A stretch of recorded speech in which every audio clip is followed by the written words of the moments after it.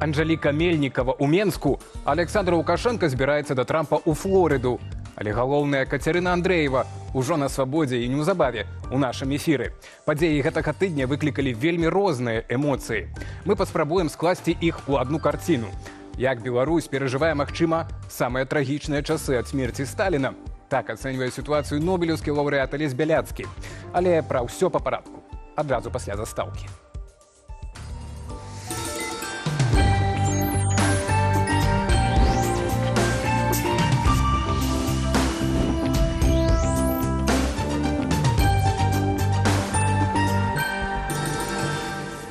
Еще раз вітаю гаспадарства. Я Алесь Залеўскі і наш першы матэрыял, наша першая тэма «Вялікая угода паміж Менскам і Вашынгтонам» ужо працуе. За вызваленне палітвязняў здымаюцца санкцыі і адкрываецца доступ да фінансавай і калійнай інфраструктуры. Што гэта азначае на практыцы? Для эканомікі, незалежнасці і саміх беларусаў. Распавядзе Юлія Цельпук. Амаль 6 гадоў Лукашенко трымаў за кратамі людзей, якіх выкарыстоўвае як жывы тавар у бартары з Вашынгтонам. І задаволены вынікамі. За вызваленне чарговых 250 палітвязняў ЗША знялі санкцыі з Белінвестбанку, Банку развіцця Беларусі, Міністэрства фінансаў і не толькі.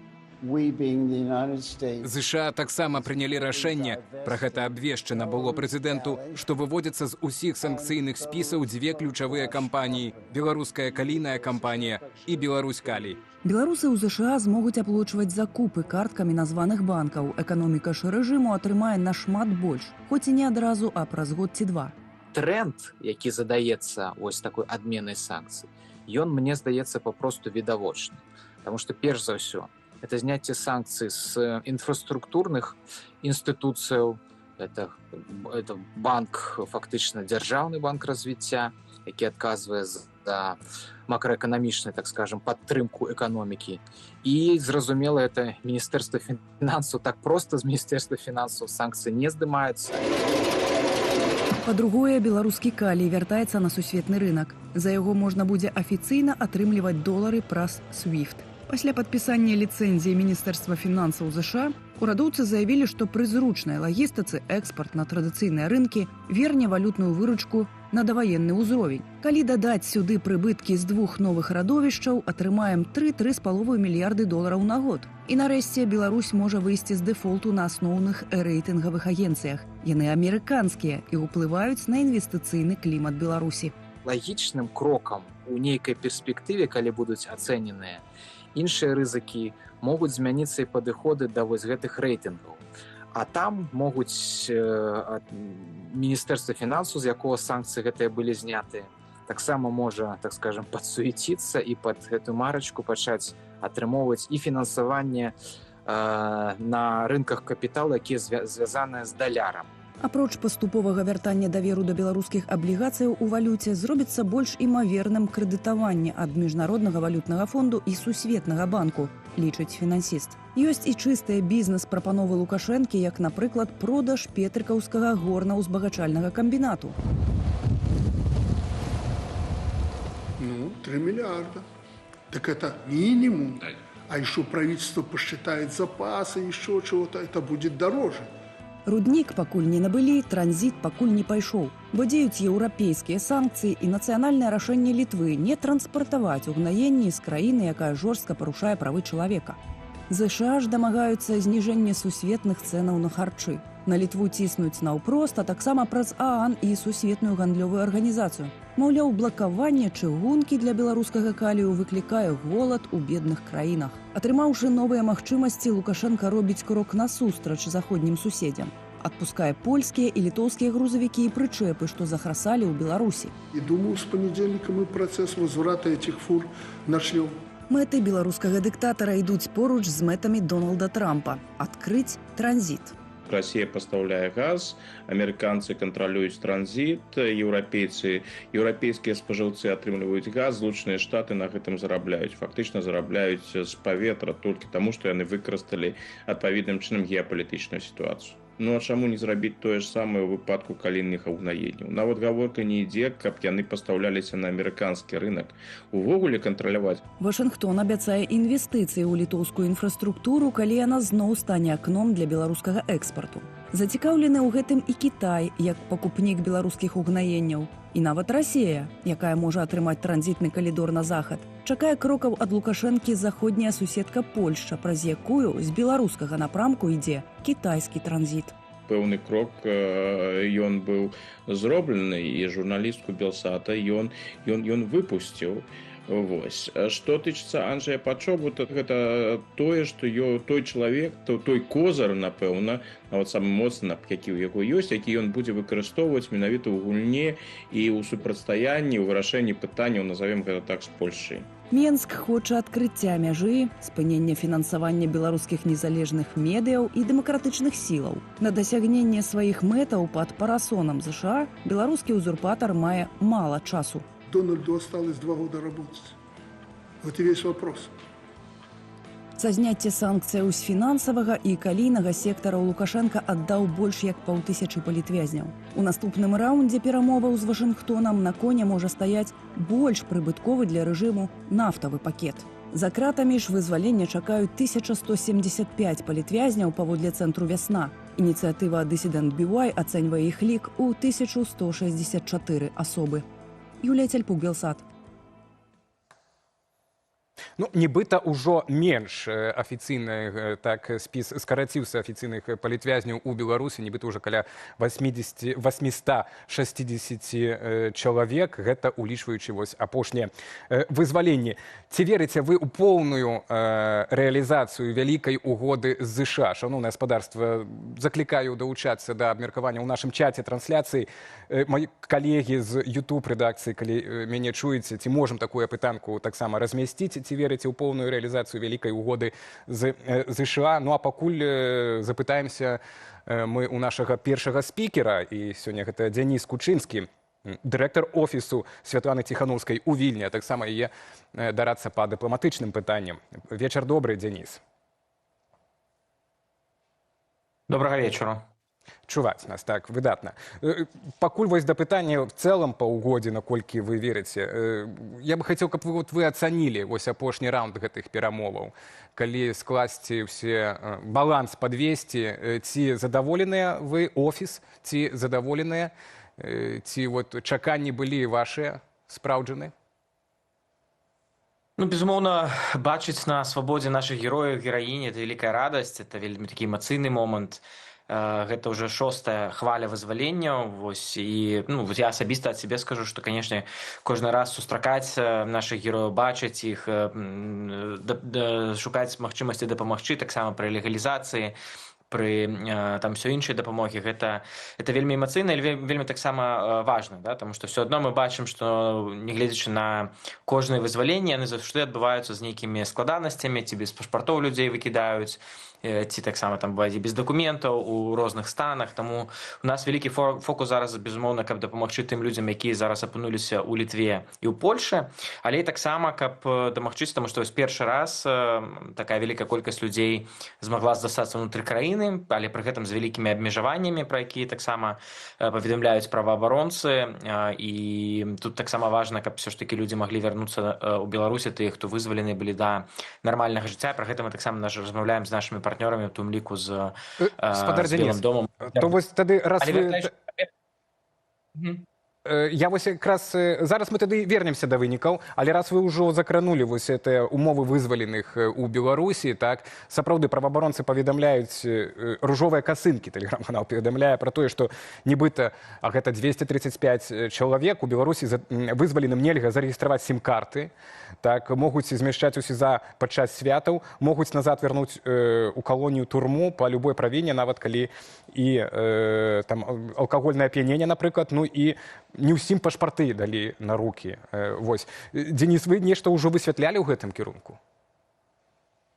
Так, мы атрымоўваем інфармацыю таксама ад праваабаронцаў, ад людзей, які працуюць з гэтымі дадзенымі, і перадаем эту всю інфармацыю таксама. Я ўпэўнены, што і праваабаронцы таксама гэта робяць нашым партнёрам. Але паколькі гэта досыць новая такая форма, тому што людзям сапраўды дазволілі як бы застацца ўнутры краіны, але пры гэтым з такімі абмежаваннямі зараз будзем глядзець, як бы ўсё ж такі зрабіць так, каб ўсё ж такі людзі маглі мець свае поўныя правы, аднавіцца расходзіцца і не быць як бы абмежаванымі ў сваіх свабодах, тому што гэта безумоўна важна. Але вяртаючыся да вашага пытання, Да вынікаў, так. бачна, што Лукашенко все ж таки нервуецца, і тыя дзеянні, тыя саступкі, на якія ён ідзе, яны робяцца безумоўна з прычыны эканамічнага крызісу, яны робяцца з прычыны того, што яму як паветра патрэбна гэты кантакт з адміністрацыяй ЗША, з прэзідэнтам Трампам, з ягонай камандай. Яму як паветра хочацца вярнуцца вось у гэту вялікую палітыку, стаць вялікім гульцом. Вось, і праз гэты вось ціск і гэтую вось нестачу і легітымнасці, і ўплыву ён робіць вось такія крокі. Да? То бок я не бачу тут нейкай гуманнасці, з іншага боку мы не бачым абсалютна пакуль што нейкай змены сітуацыі, да, ўнутры краіны поўнасцю, да, не бачым, каб мяняла сітуацыя ў дачыненні да вайны в Украіне, дапамога да Расіі толькі павялічваецца. Вось, таму паглядзім. Мне здаецца, што ён зараз у такой пазіцыі, дзе ён ідзе на саступкі з цяжкасці і з такой вось складанасці ягонай сітуацыі. Ну, пра гэта казаў і Джон Кол. Так. Мне здаецца, тыя крокі вось там, што без паспартоў людзей, што тыя, якія застаюцца внутры краіны, все адно як бы за імі вось ідзе такое назіранне, за імі пільнуюць, даглядаюць, не даюць поўнасцю аднавіцца правах. Это вось, мне здаецца, ягоная такая форма того, што ён робіць гэта пад такім вось ціскам, да, зрабіць все ж такі нейкія такія подласці все адно, каб у яго няма жадання, мы не бачым пакуль што, каб у Лукашенко было жаданне зноў там вярнуцца ў 2015-16 год, правесці нейкую мягкую лібералізацыю ці нешта такое. Мне здаецца, што тут зноў такі ён спрабуе за вельмі невялікі, за вялікі кошт, за невялікі кошт з ягонага боку атрымаць вялікі кошт з боку партнёраў. Таму тут будзем глядзець, як будуць развівацца падзеі, канешне, будзем іх удзельнічаць, размаўляць з партнёрамі. Вось, але такога сістэмнага нейкай змены пакуль што мы не назіраем. Ну, але пра гэта, прынамсі, здаецца, казаў Джон Кол на гэтай сустрэчы. Па-першае, ён заявіў, што гэта была жорсткая, што яны прыехалі з жорсткай пазіцыяй ЗША. І мне цікава вашае меркаванне, на чым мага палягаць менавіта гэтая жорсткасць, якія... Ну і пасля панаракаў по выніках ужо амерыканскім медыям Джон Кол пра тое, што мы вызваляем 10 чалавек, а яны арыштоўваюць яшчэ 10 чалавек. Ну і натуральна гэта гаворка пра сапраўды спыненне рэпрэсій, пра некую сістэмнасць у нашай краіне што да лібералізацыі. Вось давай тады пачнем хіба што ад этой жорсткай пазіцыі. Што гэта магла быць за жорсткая пазіцыя і вось у чым, наколькі ЗША маглі ціснуць менавіта на гэты аспект, каб рэпрэсіі спыніліся? Па-першае, тое, што зрабіў спадар Кол, ягоная каманда, Крыс Сміт, это все ж таки велізарны гераічны паступак, за гэта вялікая ім падзяка. Вось, але гэты трэк, ён цягнецца, гуманітарны трэк, ужо больш за год. І амерыканскі бок, ён, безумоўна, не наіўны. Яны цудоўна ведаюць інфармацыю, ведаюць пра сітуацыю ўнутры краіны, атрымоўваюць інфармацыю, апдейты. Яны вельмі добра трымаюць руку на пульсе і разумеюць як бы вось пра гэтую дзверы, да, якія круцяцца як у супермаркетах, калі аднаго запускаюць, в аднаго пускаюць, двух сажаюць. Пра гэта казаў раней таксама і генерал Келах пасля візіта, і у прыватных размовах заўжды, канешне, это падымалася. То бок тут ідэя ў тым, што Лукашенко, амерыканскі бок патрэбны больш, чым амерыканскі бок зацікаўлены ў Лукашенко. Але мы пакуль не можам сказаць, ці прасунуць амерыканцы спыненне рэпрэсій. Ну, гэта абсалютна гэта зараз стаіць на ўжо адкрыта, да, эта інфармацыя, што і казаў пра гэта спадар Кол, што гэта знаходзіцца на стале размоваў. Так, што трэба нельга выпускаць людзей і сажаць новых, таму што гэта будзе такое замкнутае, казаў прэзідэнт Наўседа, замкнутае кола. Вось, і таму тут зразумела, што для амерыканцаў гэта вельмі важна і спыніць рэпрэсіі і вызваліць палітзняволеных, таму што іначай гэта будзе такі зноў неспыннае кола. Таму паглядзім, як будзе весці сябе далей Лукашенко ў гэтым сэнсе, але у ЗША і ў развяза ўсіх ёсць інструменты для таго, каб Лукашенко гэта спыніў і каб рэпрэсіі не працягваліся. Денис, то давай пакуль тады закрыем вось гэты блок звязаны з тым, што Менск даў ЗША. Што ЗША дало Менску? Вось Белпол выступіў з крытыкай рашэння ЗША. Маўляў, адмянілі санкцыі супраць банкаў, якія наўпрост удзельнічаюць у фінансаванні вайны ва ўкраіне. Нават удакладненне ёсць. Белінвест банк, з якога ЗША знялі санкцыі, крэдытуе вытворчасць снарадаў і мікрасхем для расійскага войска, паведамляюць у Белполе. Дэмакратычныя сілы, вы маеце ўплыў на змест перамоваў вось, і на тое, што можа амерыканскі бок прапанаваць хоць нейкім чынам?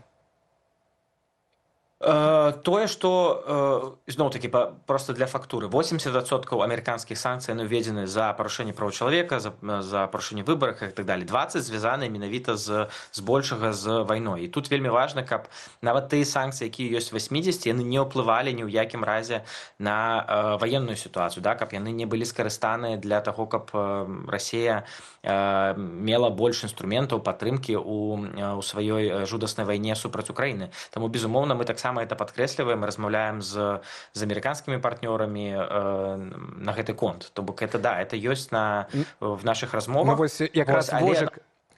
Спадар Денис, выбачайце, я пераб'ю, бо так раз гледачы пытаюцца, Вожык пытаецца, але калі амерыканцы ведаюць, што да чаго, то чаму тады здымаюцца гэтыя санкцыі з Белінвестбанка, на вашу думку?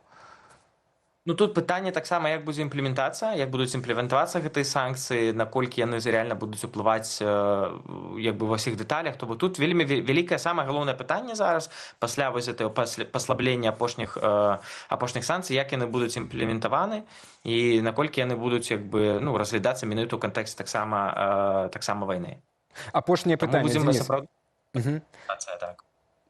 Так, сёння у нас кароткая такая размова, бо яшчэ Кацярына Андрэева на чарзе, мусім час таксама пакінуць для яе. Ці ёсць, вось, калі казаць пра ту канкрэтна вялікую угоду паміж ЗША і Беларусю, гэта нешта кароткатэрміновае, вось у межах, там, пакуль не скончыцца вайсковы канфлікт ва ўкраіне, так, пакуль это вот не разбярыха у нашым рэгіёне. Ці ўсё-такі вы бачыце з боку ЗША нешта больш доўгатэрміновае датычна планаў, інтарэсаў нашай краіны? Я думаю, што сам гуманітарны трэк і той факт, што ёсць спецпрадстаўнік Джон Кол па Беларусі, упершыню, калі ёсць такі прэзідэнцкі прадстаўнік па Беларусі, ён, безумоўна, адкрывае шмат магчымасцяў на будучыню для краіны, таму што ёсць фокус, ёсць наладкаваны трэк, ёсць як бы цяпер значна большае разуменне наогул Беларусі як краіны ва ўсіх яе як бы і добрых сэнсах, і там дэмакратычных сілаў, але і таксама і рэжыму, да, пра які таксама казаў спадар Кол. Вось, таму тут, я думаю, што гэта з пункту гледжання інстытуцыянальнага гэта добра, што ёсць такія, так, нагонт вялікай здзелкі, big deal. Таксама я бы пачакаў, паглядзеў, як гэта будзе імплементавана, таму што Лукашенка мае зноў-такі заўсёды гісторыю падмануць, як бы падкласці ката ў мяшку і не як бы даваць тое, што ён паабяцаў. Таму трэба назіраць, як это будзе зроблена, але, безумоўна, асноўная мэта, і пра якую казаў і спадар Кол, і прэзідэнт Трамп, это вызваліць всех палітзняволеных. І вось вельмі важна, каб людзі былі вызвалены, і новыя палітзняволеныя не з'яўляліся, і рэпрэсіі не працягваліся. Я думаю, што гэта першая мінімальная ўмова перад тым, як размаўляць пра нешта іншае. Ну, ловім вас на слове і Джона Кола, і сціскаем кулакі, каб сапраўды так і было. Дзякуй вялікі за размову. Дзеніс Кучынскі, прадстаўнік Святланы Ціханаўскай па дыпламатычным пытанням, а таксама дырэктар офіса Ціханаўскай у Вільні, быў з намі на відэасувязі. Абмяркоўвалі мы апошні раунд перамоваў паміж ЗША і Менскам у межах заключэння вялікай угоды. Застаемся ў гэтай тэме. Сярод вызваленых на гэтым тыдні палітвязняў ёсць і наша калега, журналістка Кацярына Андрэева. Яна правяла за кратамі больш за 5 гадоў. Затрымалі яе падчас жывога эфіру з акцыі памяці Рамана Бандарэнкі ў Менску. Спачатку Кацярыну Андрэеву разам з аператаркай Дар'яй Чульцовай асудзілі на 2 гады калоніі за нібыта арганізацыю дзеянняў, што парушаюць грамадскі парадак. Абедзвюх прызналі палітзняволенымі. Але пасля заканчэння тэрміну на волю выйшла толькі Чульцова. Андрэева атрымала новае абвінавачанне ў здрадзе дзяржаве. Працэс прайшоў у закрытым рэжыме. У выніку ёй прызначылі яшчэ 8 гадоў і 3 месяцы калоніі ўзмоцненага рэжыму. Яе муж, журналіст Ігор Ільяш, заставаўся ў Беларусі, каб падтрымліваць жонку. Але ў 2024 годзе затрымалі і яго. Цяпер ён таксама за кратамі. Гэты сюжэт лёг у аснову мастацкай стужкі «Пад шэрым небам», якую зняла рэжысёрка Мара Тамковіч. Стужку паказалі на шэрагу сусветных фестываляў. А гісторыя сям'і Кацярыны і Ігара стала сімвалам таго, як у Беларусі караюць за журналістыку. Вельмі цяжка. Ну і Кацярына Андрэева, як і абяцалася, знаходзіцца ў нашай студыі «Белсат» і ў жывым эфіры разам з вами. Прывітанне, Кацярына. Прывітанне, Алесь. Так, не будзем тут ужо лішніх эмоцый, уже яны былі, калі мы сустрэліся сёння. Запытаюся толькі ў цябе, што яшчэ не пытаўся, як ты пачуваешся, у якім ты стане, бо другі дзень у цябе на свабодзе. Ведаеш, у першы дзень падавалася, што шмат энергіі, шмат усяго цікавага навокал і былі сілы, а сёння я трошкі сябе адчуваю больш стомленай. Але ўсё ж я дала рады прыйсці на гэты эфір, па-першае, каб яшчэ раз скарыстаць магчымасць выказаць сваю шчырую падзяку амерыканскай дэлегацыі і спецпасланніку Коулу, ягонай камандзе, усім, хто спрычыніўся да вызвалення людзей і гэтым, і мінулыя разы. І таксама, каб у чарговы раз нагадаць пра майго мужа, журналіста Ігара Ільяша, які цяпер знаходзіцца ў зняволенні. Для мяне кожная магчымасць вельмі ценная. Таму я пераадолела трошкі сябе, свой фізічны стан і прыйшла да цябе. І таксама, каб пабачыць сваіх калег, выказаць ім падзяку. Мяне тут вельмі добра і цёпла сустрэлі. Перадаць таксама вітанне нашым гледачам, сказаць ім, што ў мяне ўсё добра, могуць паглядзець на мяне вось пасля 5 гадоў зняволення. Таму перадаю ім шчырыя вітанні і абдымкі ўсім па той бок экрану. Ох, Катя, то не будзем, бо ўжо шмат хто з палітвязняў, хто выходзіў, апёкся на тым, што даваў ацэнкі бягучай сітуацыі, нейкай палітычнай ці неважна якой. Раскажы нам, мне цікава, раскажы, як ты гэтыя 5 год знаходзілася ў калоніі і цяпер вызвалялася, так? Што там адбываецца в плане, колькі там палітычных жанчын? І вось цяпер за што жанчыны в асноўным трапляюць? Ну, таму што 2021 это зразумела, так, это пратэсная эта актыўнасць. А цяпер якая сітуацыя? Але, ведаеш, у розныя часы гэта была розная колькасць. Але вось недзе з 23-го года яна трывае ўстойліва на ўзроўні больш за 100 чалавек. Цяпер я пабачыла нядаўнія лічбы, літаральна вось некалькі гадзін да эфіру, што засталося агулам трошкі менш за 900 палітвязняў, 800 з нечым. Паводле маіх звестак, на момант, калі вызвалялі вось гэтую партыю, да вызвалення гэтай партыі, больш за 100 жанчын, каля 100, скажем так, каб не перабольшваць, жанчын знаходзіліся менавіта ў жаночай калоніі нумар 4, і варта не забываць, што яшчэ некалькі сотняў дакладна, калі лічыць па ўсёй краіне, знаходзяцца ў следчых ізалятарах і яшчэ не былі асуджаныя. Сярод іх ёсць жанчыны, якія пачуваюць сябе не вельмі добра праз узрост, у якіх ёсць праблемы са здароўем, ёсць жанчыны 70+. Калі я паглядзела спісы тых, хто быў вызвалены і каму дазволілі застацца ў Беларусі, я вельмі ўсцешылася, што там былі пенсіянеркі. Гэта жанчыны, якія селі за тое, што даслалі, ведаеце, 20 рублёў палітычным зняволеным, гэта умоўна кажучы, на падтрымку, або збіралі нейкія салодкія перадачы, так, нейкую дапамогу. Гэта рэальныя тэрміны, па 3, па 4 гады яны атрымлівалі. І яны там былі ўвесь гэты час. Гэта вельмі важна, каб былі вось менавіта такія больш скажем так, жанчыны, якія патрабуюць і медычнага дагляду, і больш увагі, знаходзяцца ў такім не вельмі добрым стане. Хацелася б, каб была на гэта звярнутая ўвага пры складанні спісаў.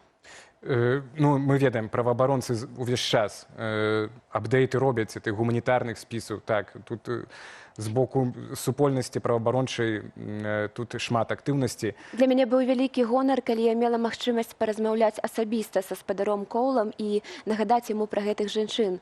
Бо ён запытаў менавіта пра колькасць жанчын у калоніі, і для мяне было вельмі важна сказаць пра іх і нагадаць яшчэ раз, што яны ўсе чакаюць на вызваленне. Яны чакаюць волі.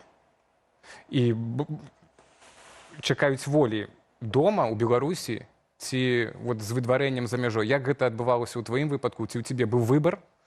і як агулам асуджаныя ставяцца да вось этого выбара, ці заставацца ў Беларусі, ці выязджаць? Я скажу нейкае вельмі агульнае меркаванне, каб не называць прозвішчы і канкрэтныя нейкія кейсы, але калі я размаўляла на гэтыя тэмы з людзьмі, кожная гісторыя індывідуальная. Хтосьці праз стан здароўя свой альбо праз стан здароўя сваёй сям'і не бачыў іншай магчымасці, як застацца ў Беларусі. Для кагосьці, наадварот, адзінае выйсце, каб працягваць прафесійную дзейнасць, напрыклад, гэта быць выдвараным і з'ехаць з Беларусі у любую іншую краіну. Таму ўсё індывідуальна. Што датычыць мяне, ніякага выбару, натуральна, не было. І гэта мае, з аднаго боку, выдварэнне з Беларусі мае станоўчыя пункты, станоўчыя такія моманты. Гэта тое, што я магу працягваць займацца журналістыкай, калі я аднаўлюся, калі я дачакаюся Ігара, калі я буду сябе добра пачуваць і буду проста здольная працаваць. У Беларусі я была б натуральна пазбаўленая гэтай магчымасці, але ёсць і мінусы. Гэта тое, што ўся мая сям'я застаецца ў Беларусі, і мы падзеленыя мяжой, і мой Ігар застаецца там. Калі б я мела магчымасць ездзіць на яго на спатканні, вазіць яму перадачы, як ён рабіў усе гэтыя гады, ягоны клопат, ягоныя турботы пра мяне, усе гэтыя бытавыя рэчы, без якіх немагчыма сабе ўявіць існаванне, больш-менш падобнае да нармальнага ў калоніі, ён узяў на сябе. І калі б я магла хоць часткова яму аддзячыць за гэта, натуральна, я выбрала быць побач з ім. Ну, это глупае пытанне, магчыма, на дадзены момант, якім чынам ты бачыш магчымасць вызвалення Ігара, ці это будзе ў межах этой амерыканскай здзелкі, так, як ты агулам ставішся да вот этой здзелкі, што яна, магчыма, толькі цяпер, што, магчыма, за кратамі многія палітвязні чакалі раней, што пачнуцца вызваленні. Асабіста я чакала натуральна і ў верасні, бо мы бачылі гэтае вызваленне, на ўласныя вочы цешыліся за каліжанак, цешыліся за ўсіх, хто выходзіць. Чакалі мы і ў снежні, што мая сям'я, зрэшты, чакала, што я буду вызваленая раней, але ўсё ж яны змаглі дабіцца гэтага вось цяпер, у сакавіку, і гэта велізарны здабытак і велізарная перамога. Тое, што былі вызваленыя больш за 200 чалавек, 250 чалавек, і частцы з іх дазволілі застацца ў Беларусі, гэта ўжо вялікі крок наперад. Калі гэты кампраміс магчымы дзеля вызвалення людзей, калі людзі будуць вяртацца да сваіх сем'яў, да сваіх родных, канешне, гэты працэс, гэты гуманітарны трэк немагчыма не вітаць. Гэта вялікае шчасце для людзей быць на волі. Я разумею, пра што я кажу. Я веру, так. Я думаю, все вераць нашы цяпер гледачы. Я попрошу коллег, можа, поставить вось так. Мы сегодня побачили, якраз рыхтаваліся да размовы з тобой. Паглядзелі твой стрим з плошчы Перамогі, з плошчы Перамен. Так. У Менску у лістападзе 2020 года. Я памятаю той дзень, я не пайшоў на той стрим. Я баяўся, што не выйду адтуль. Ты пайшла, просто схіляю перад табой галаву, але ты бачыла, ведала, што пасля эта гісторыя як развівалася, што Роман Бадарэнка стаў такім героем, ну, для многіх беларусаў. Але ці гэтая гісторыя і гэты дух яшчэ быў у калоніі, сярод асуджаных, сярод палітвязняў былых? Ці ўсё-такі нават у калоніі рэжыму так стрыльна ўсё ўдалося? Ведаеце, зняволенне, яно вельмі моцна змяняе большасць людзей.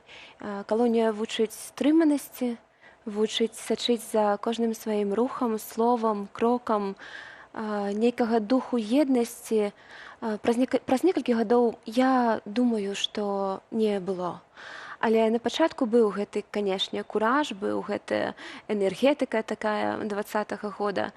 Я ўжо слаба памятаю нават акалічнасці ўсе затрымання. Настолькі шмат падзеяў і шмат цяжкіх асабістых стратаў з таго часу было. І вельмі шмат падзеяў. Мне трэба цяпер вельмі пільна ставіцца да інфармацыі, якую я спажываю. І вось такая інфармацыйная гігіена, яна, на мой погляд, неабходная і ключавая для мяне цяпер. Я буду ўзважана атрымліваць інфармацыю і рабіць уласныя высновы, але на гэта патрэбны час. Нагадаю, што сёння нядзеля, а я вызвалілася толькі ў чацвер. Так, што тады прымушае, ты кажаш, вось няма ўжо такога куража. А што тады вось гэту падтрымлівае веру ў вызваленне? людей, которые там теперь находятся.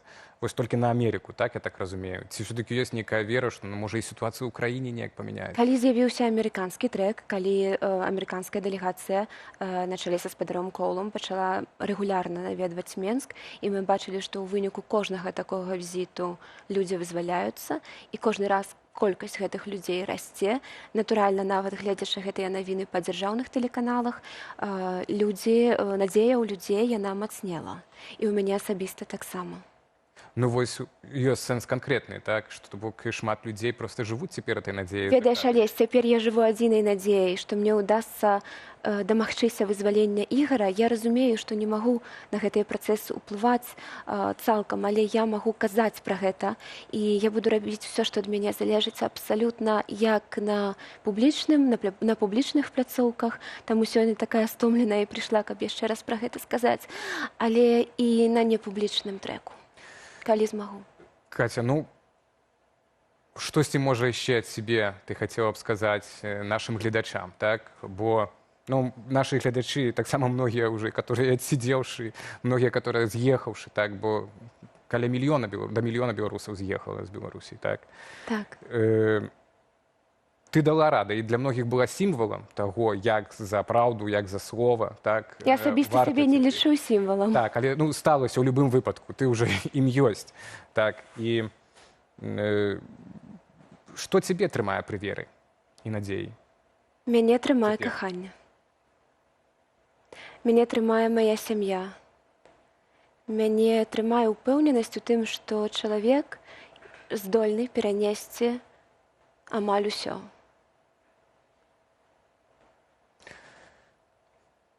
Дзякуй, Катя. Дзякуй. Я вельмі ўдзячная за гэты фармат. Мінулым разам, вось я паглядзела, была такая зладжаная прэс-канферэнцыя адмысловая для палітычных вязняў, але мне здаецца, што гэта, магчыма, трошкі няўдалы фармат. Таму што гэтым разам я яго не пабачыла, то я і прыйшла да калег у студыю, лагічна, што на Белсад, каб павітаць вас усіх яшчэ раз, каб проста сказаць шчыры дзякуй за вашу падтрымку і перадаць вітанні усім па той бок экрану, сказаць вялікі дзякуй, што застаецеся з намі, і думайце, калі ласка, пра сваю бяспеку. Перш чым увогуле глядзець, там далучацца, каментаваць, падумайце, калі ласка. І ваша бяспека гэта галоўная, і ваша свабода, і спакой вашых сем'яў. Будьце шчаслівыя, беражыце сябе. Дзякуй, Катя, за гэтае слово. Дзякуй за твае ўражанні. Дзякуй наогул, ну, што так атрымалася, што дзякуй за твою працу. Дзякуючы твоей працы гэты стрім сапраўды і стаўся гістарычным. І это ўжо нікуды не сыдзе, не гледзячы на любыя дзеянні, ні Амапа, ні Губаза, ні падручнікі, якія яны перадрукоўваюць, як і фільм, які выйшаў для цябе. Спадзяюся, праз некаторы час я змагу паспрабаваць свае сілы не толькі як госць, але ўжо як чалавек, які бярэ інтэрв'ю. Бо перш за ўсё я журналіст, і мне цікавая журналісцкая праца. Я не палітычны актывіст, я не медыйная асоба, але медыйная толькі ў тым сэнсе, што мне цікавая журналісцкая праца. Калі я трошкі аднаўлюся, спадзяюся, мы пабачымся з нашымі гледачамі ўжо ў новых фарматах. Я чамусьці ўпэўнены ў гэтым. Дзякуй вялікі табе за тое, што знайшла час і сілы прыйсці да нас сёння на эфір. Кацярына Андрэева, наша калега і былая палітвязанка, была ў нас у гасцях. Абмяркоўвалі мы наогул, як это так можна, што 2 дні таму ты яшчэ быў у калоніі, а цяпер у студыі Белсад у жывым эфіры. Ну, а мы да наступнай тэмы. Тым часам нобелеўскі лаўрэат прэміі міру Алесь Бяляцкі, таксама, як і Катя, не можа вярнуцца на радзіму. Яго, як і сотню беларусаў выдварылі з краіны, нават без пашпарту. Сотні тысяч уцякалі з краіны сваім ходам. Падчас адной са сваіх першых сустрэчаў з грамадскасцю Бяляцкі заявіў, Беларусь цяпер перажывае самы трагічны час ад смерці Сталіна. І акурат на гэтым тыдні, акурат у гэты ж дзень амаль, калі ў Менску Коул вёў перамовы з Лукашэнкам, арыштаваных у лютым кнігавыдаўцоў і кнігараспаўсюднікаў перавялі ў следчы ізалятар КДБ. За што менавіта рэжым Лукашэнкі пераследуе прадстаўнікоў незалежных выдавецтваў у наступным матэрыяле, і вяртаемся для аналізу сітуацыі, якой апынулася наша краіна, са старэйшым навуковым супрацоўнікам Фінскага інстытуту міжнародных стасункаў Ігорам Ніжнікавым. У справе выдаўцоў пакуль вядомыя імёны толькі некалькіх затрыманых. Перакладнік і кнігавыдавец Зміцер Колас, распаўсюднік кніг Алесь Яўдаха, дырэктар выдавецтва «Тэхналогія» Вацлаў Богданович і ягоная дачка Вікторыя. Іх затрымалі ў сярэдзіне лютага, спачатку паводле адміністрацыйных артыкулаў, але пазней справы перавялі ў крымінальную плоскасць. Цяпер ім інкрымінуюць узаемадзеянне з экстрэмісцкім фармаваннем. Так улады назвалі так званую кааліцыю друкарскіх выдавецтваў, у якую нібыта ўваходзяць Камунікат.орг, Логвінаў Паблішынг і Андрэй Янушкевіч Паблішынг. Прычым экстрэмісцкай гэтую структуру прызналі ўжо пасля затрыманняў. На фоне пераследу беларускі ПЭН выступіў з заявай. Апошнія падзеі сведчаць пра мэтанакіраванае знішчэнне інфраструктуры беларускага кнігавыдання і беспрэцэдэнтную крыміналізацыю легальнай культурнай дзейнасці.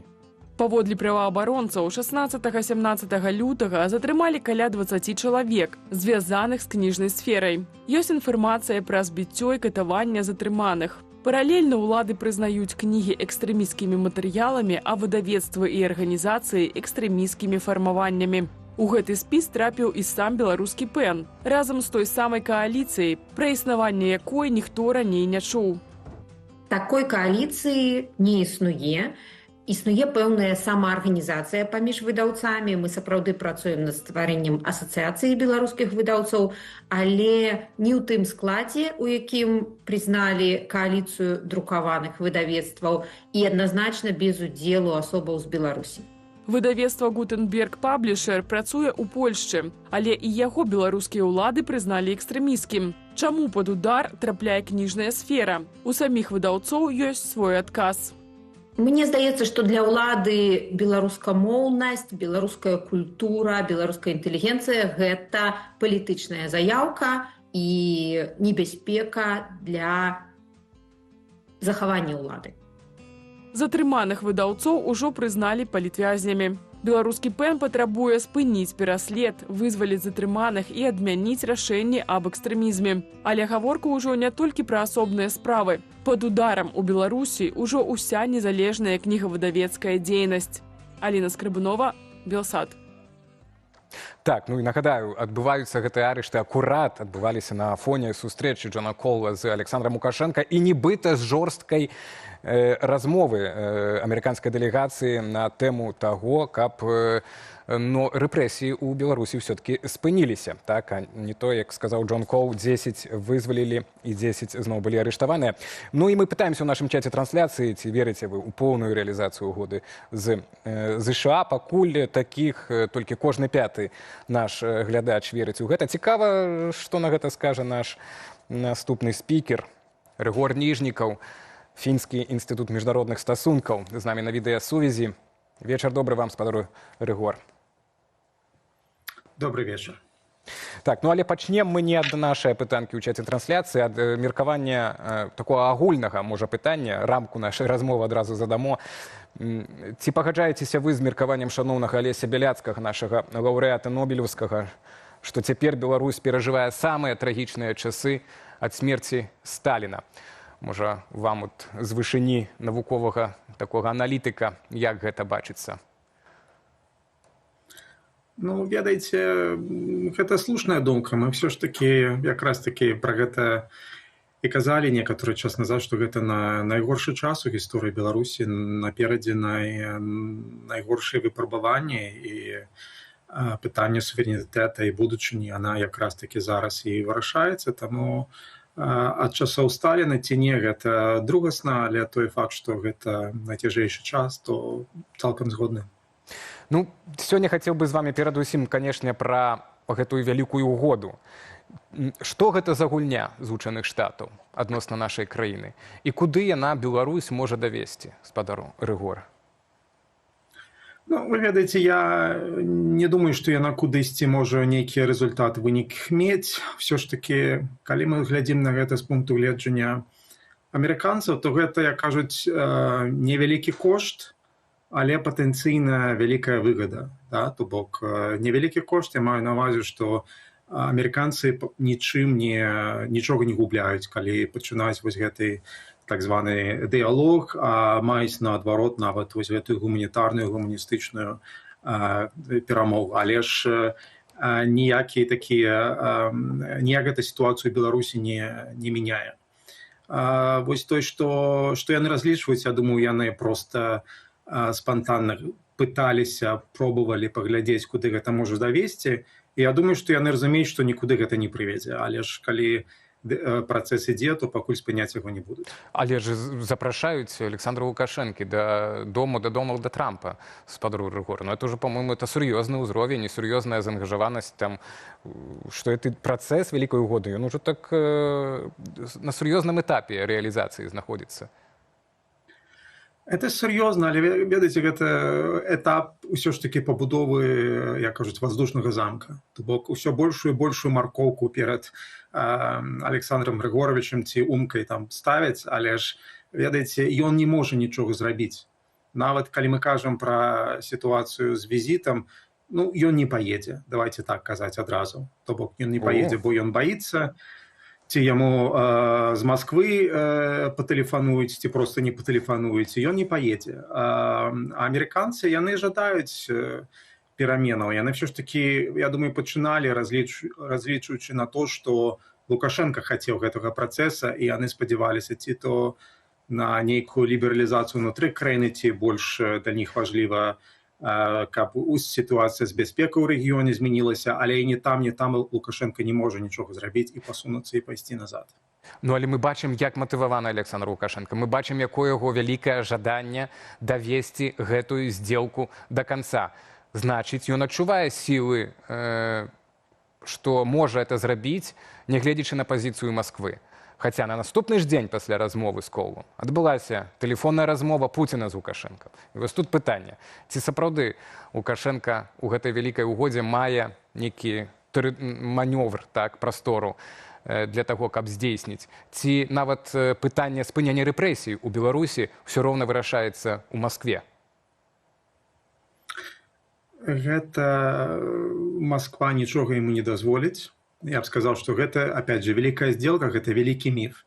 Бо Лукашенко не можа не спыніць рэпрэсіі, не можа таксама адсунуцца ад Масквы. І спыніць рэпрэсіі, да ён не можа па проста ўнутранай сваёй палітычнай логікі. Ён баіцца, што яго гэтае спыненне рэпрэсій зміце. Таму ніякай лібералізацыі ўнутры краіны пры ім ніколі не будзе. Масква ніколі яму не дазволіць адысці ад яго, то бок яны яго трымаюць на вельмі кароткім павадке. Таму, разумееце, я тут не бачу аніякай магчымасці. Для Лукашенка, канешне, для яго гэта, ведаеце, як чалавек, які чакае вызначэння свайго лёсу, калі нават ужо рашэнне прынята, і ён проста спадзяецца, што можа судьба яму павернецца да яго і нешта шалёнае здарыцца, і ён, як кажуць, выцягне сам сабе з гэтай багны. Але ж, як кажуць, цуды яны не заўсёды з'яўляюцца. Ну, власна, што шалёнае мае здарыцца, каб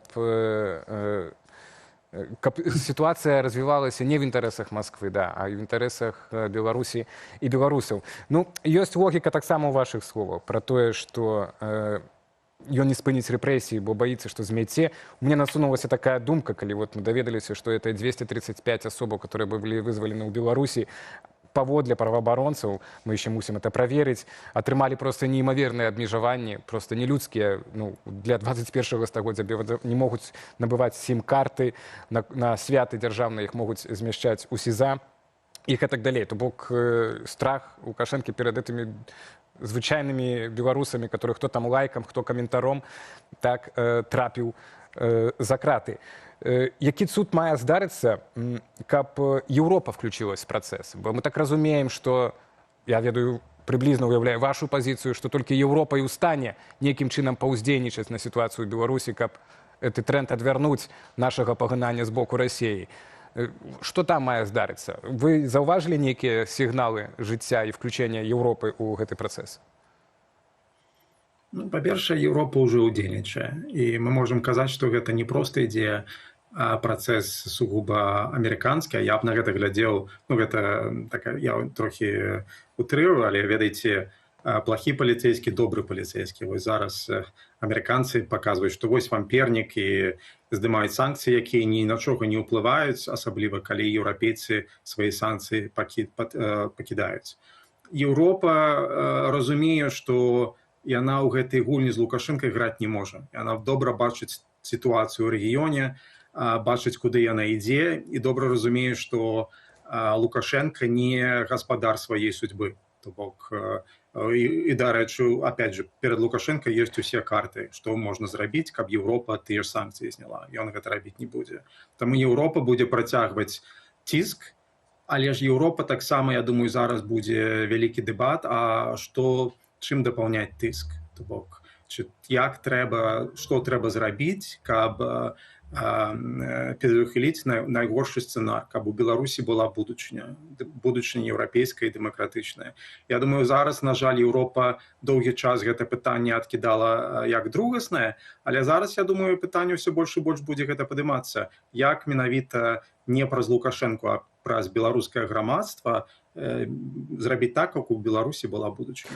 Ну і як, спадару Рыгор? Ну, бо палітыкі еўрапейскія, вашыя ж нататкі аналітычныя, напэўна, будуць карыстаць перад тым, як прымаць рашэнні. Разумееце, праблема Еўропы ў тым, што яны добра бачаць, што ёсць нашмат больш для них велізарныя выклікі. І Еўропа, яна вельмі павольна прымае свае рашэнні.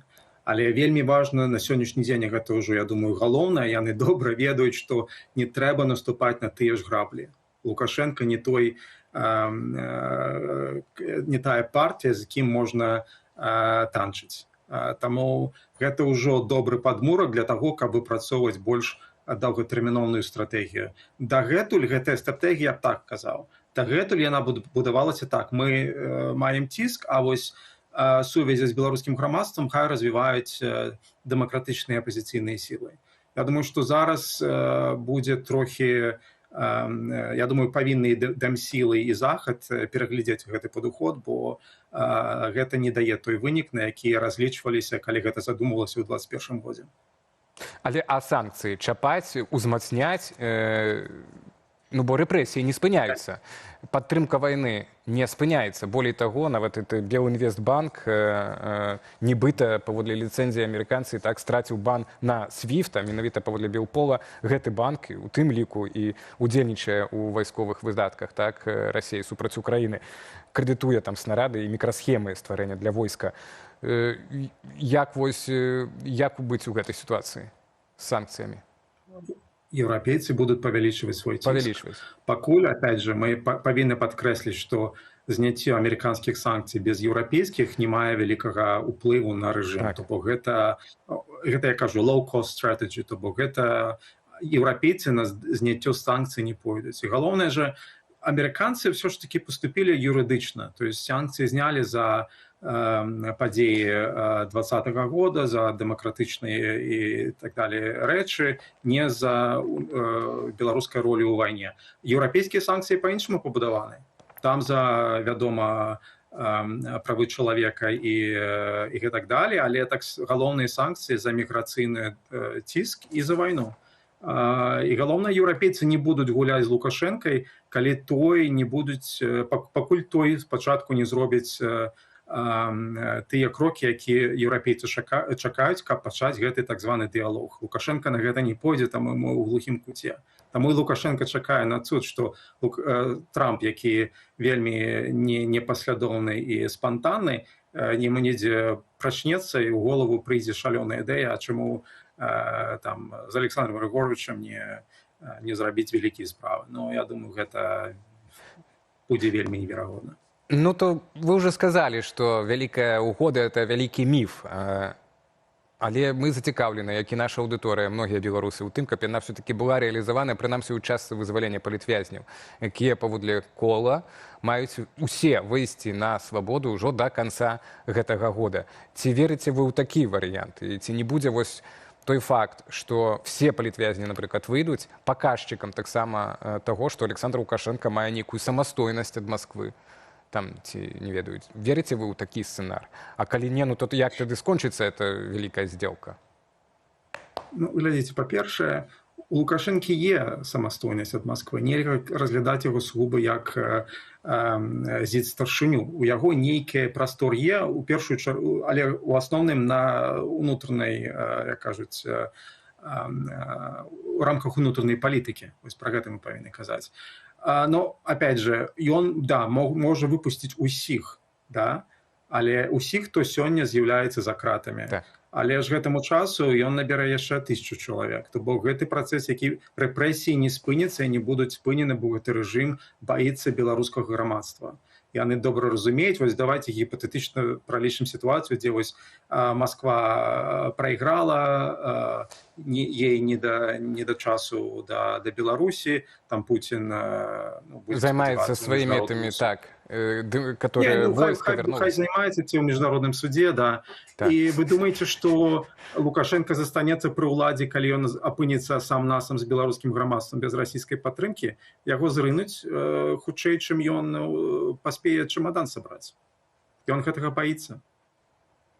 Тупіковая сітуацыя, спадару Рыгор, і дэмакратычныя сілы, ажо апошняе, бадай, што пытанне апошняе, ці ремарка нават, дэмакратычныя сілы не маюць моцных пакуль што інструментаў уплыву на грамадства ўнутры краіны, а вы якраз кажаце, што цяпер і падыходзіць той час, калі Еўропе і нашым вызваленым таксама лідарам трэба будзе неяк прыдумаць новую форму гэтага уплыву.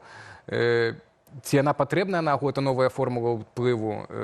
Якім чынам вось мы цяпер грамадства можам узаемадзейнічаць і ўплываць на працэсы ўнутры Беларусі, нават калі падчас нейкіх форс-мажорных, напрыклад, так, акалічнасцяў? Я лічу, што гэта на сённяшні дзень галоўнае пытанне, якое вырашыць будучыню краіны. То бок, каб у нас быў праз 10 год шанец, будзем спадзявацца раней, але вось, напрыклад, 10 год, калі вайна скончыцца, і калі ў беларусаў скончыцца пабедай Украіны, перамогай і канцом рэжыма Лукашенка, каб беларусы абралі прабеларускага дэмакратычнага прэзідэнта і парламент, грамадствам трэба працаваць сёння. Бо калі яно будзе 10 год пад расійска-лукашэнкаўскай прапагандай, і калі яно не будзе разумець, што такое Еўропа, чаму у іх павінна быць такі выбар, мы апынемся самі, заб'ем самі голу свае варота.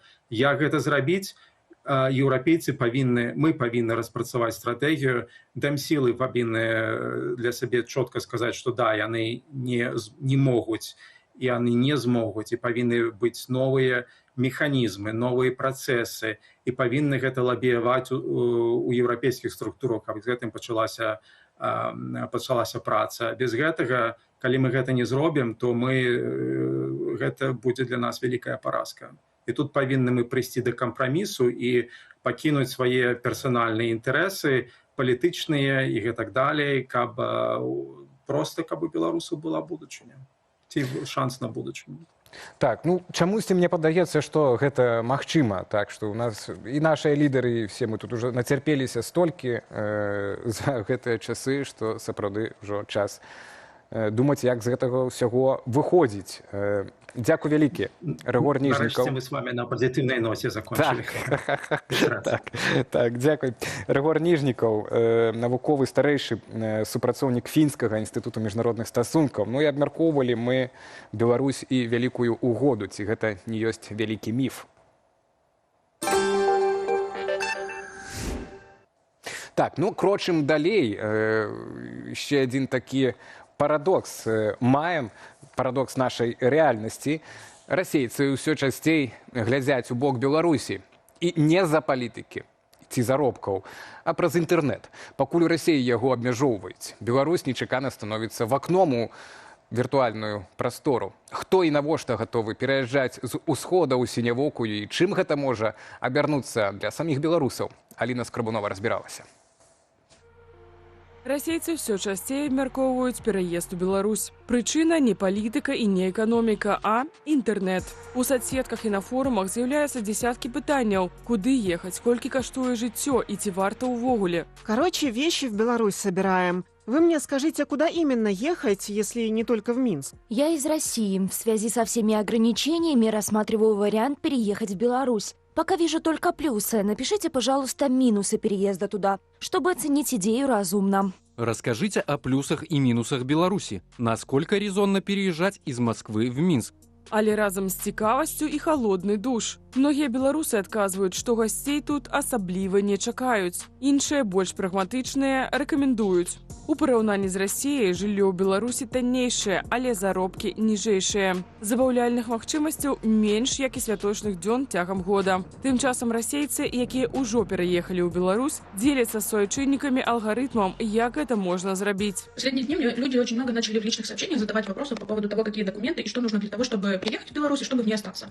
Изначально, когда вы пересекаете границу, вам дается миграционная карта. І галоўнае, дзеля чаго яны гатовыя ехаць, гэта доступ да сеціва. У Расіі інтэрнэт усё больш абмяжоўваюць. Карыстальнікі скардзяцца на збоі і запаволенне, нават у Маскве. Улады тлумачаць гэта небяспекай, але эксперты кажуць пра іншае. Цензура в России немного изменилась. Если до этого это были черные списки, то есть блокировали все, что не разрешено, то в текущий момент мы видим, что они предоставляют интернет на основе белых списков, то есть есть ограниченное количество сайтов и ресурсов, которые разрешены, все остальное заблокированы, и таким образом интернет становится еще более ограниченным. За апошнія гады ў Расіі ўжо заблокавалі ці абмежавалі Facebook, Instagram і X. А з красавіка, імаверна, цалкам заблокуюць і Telegram. Молодежь будет уезжать из России.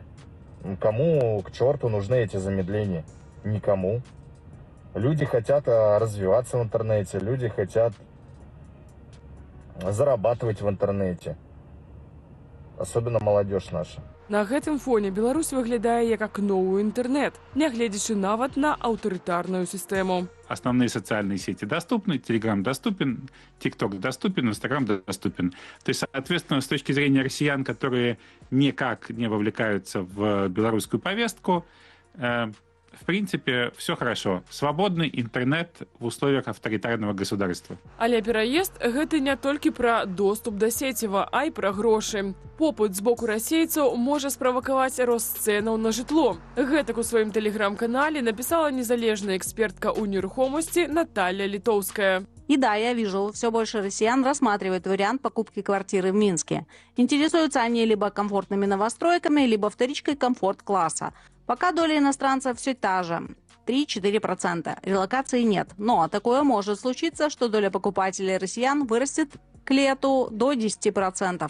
І хоць пакуль доля пакупнікоў з Расіі невялікая, але можа вырасці ўжо да лета.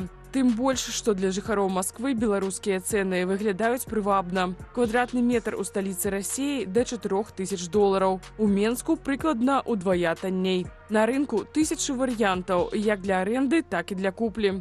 Але галоўнае пытанне – ці надоўга Беларусь застанецца тым месцам, куды едуць па свабодны інтэрнэт. Аліна Скрабунова, Белсат. Так, а тым часам прапаганда дзяржаўная заяўляе і актыўна прасоўвае на гэтым тыдні наратыў пра тое, што ў Беларусь ламануліся жыхары Літвы. Таннае паліва ў Беларусі і дарагое ў еўразвязе, асабліва на фоне вайны ў Іране. Ну і на гэтым фоне, уласна, з'яўляюцца заявы. Літоўцы і палякі нібыта масава едуць праз мяжу, каб заправіцца. Ці сапраўды гэта так? І колькі можна зэканоміць, улічваючы ўсе выдаткі і рызыкі такой паездкі, мы праверылі на мяжы. Паліўны турызм. Ці едуць літоўцы ў Беларусь па танны дызель і бензін. Днямі берасцейскі аблвыканкам паведаміў, што літоўцы і палякі, цытата, «усё часцей перасякаюць мяжу Беларусі, каб заправіць свае аўтамабілі». Праз вайну ў Іране, што выклікала нафтавы крызіс, цэны на паліва ў еўразвязе сапраўды ўзляцелі. У Літве літр дызельнага паліва каштуе крыху больш за €2, што складае амаль 7 беларускіх рублёў. Тады як у Беларусі літр дызелю абыдзецца ў 80 еўрацэнтаў, 2,5 беларускага рубля. На бензін жа ў Беларусі кошты складаюць да €2,80. У Літве да €1,70, то бок каля 6 беларускіх рублёў. Мы прыехалі на літоўска-беларускую мяжу, пункт пропуску Меднікі, каб запытаць літоўцаў, якія стаяць у чарзе на ўезд у Беларусь, ці сапраўды яны едуць па таннае паліва. Знаете, чтобы отстоять 5 часов там или больше заехать только из-за того, чтобы там на продажу, я думаю, смысла нет. Если только для себя кто-то ездит, но это тоже нужно, если считаю, автомобиль иметь каких-то больших баков, чтобы это было актуально. Потому что часами все равно у вас тоже платежки за дороги, пошлины, зеленые карты, все это, если так посчитать, то есть если взять, в принципе, то на то почти получается. Чего ехать на Беларусь? Из-за этих пара литров Это не стоит. Раньше можно было там товар какой-то перевезти, там то какого-то печенья, то еще что-нибудь. Ну, сейчас же ничего не провезешь. Конечно, это власти поступили очень нехорошо. Чтобы власти поступившие были бы нормально. Это, как говорится, хорошо. Ну как, чем она? Это политикам плохая, для простого народа это очень было хорошо ездить. За аўтамабільным бакам у 60 літраў эканомія на паліве складзе каля 70 еўраў. Але ж для падарожжа ў Беларусь кіроўцы таксама мусяць аплаціць мыта на выезд і рэгістрацыю ў электроннай чарзе, заліць паліва для паездкі туды і назад, а таксама аформіць страхоўку. Паводле нашых падлікаў, такія расходы могуць скласці до 30 еўраў. Почему не хочу? А потому что мне жалко своего времени. Ездить туда, стоять на границах, это канитель, это все. Зачем это надо? Я вполне в состоянии заправить у нас на колонке. Я сама родом из Беларуси и сама вот с Каменный Лог вот тут. И я вот ни пешком дойти не могу, ни по это самое не проехать. А про топливо так вы вообще не говорите. Оплата на границе за проезд берут. Тоже невыгодно ставить. Атрымаць аператыўны каментар ад памежнай службы Літвы на момант запісу сюжэту не ўдалося, але на тыдні гэтую сітуацыю каментаваў літоўскаму тэлебачанню ЛРТ Гіедрус Мішуціс, прадстаўнік памежнай службы. Ён адзначыў, што апошнімі тыднямі паток людзей, якія вандруюць з Літвы ў Беларусь, застаўся прыкладна гэткім жа, як і да канфлікту на Блізкім Усходзе. Прыкладна 5-7% ад агульнага патоку складаюць людзі, якія, паводле іх ацэнкі, едуць у Беларусь у асноўным дзеля заправкі больш танным палівам. МЗС Літвы неаднаразова раіла сваім грамадзянам не ездзіць у Беларусь, а тым, хто ўжо там, па магчымасці пакінуць краіну. Гэта тлумачылі рызыкамі бяспекі, магчымымі затрыманнямі, правакацыямі або ціскам з боку спецслужбаў. Глафіра Жук, Белсат. Так што паліўны турызм, паліва, так, гэта хутчэй не пра эканомію, а пра гатоўнасць пастаяць у чарзе і рызыкнуць. Як Літва адрэагуе на вялікую здзелку США з Беларусі, ці стане яе часткай, адкрыўшы транзіт? Убачым ужо найбліжэйшым часам, як і гісторыя з магчымым знаходжаннем у Менску Анжэлікі Мельнікавай. Гэтая тэму, безумоўна, будуць мець працяг на наступным тыдні. Сёння ж мы ставім кропку. Зычу вам добрага вечара і ўдалага пачатку тыдня. Пакуль.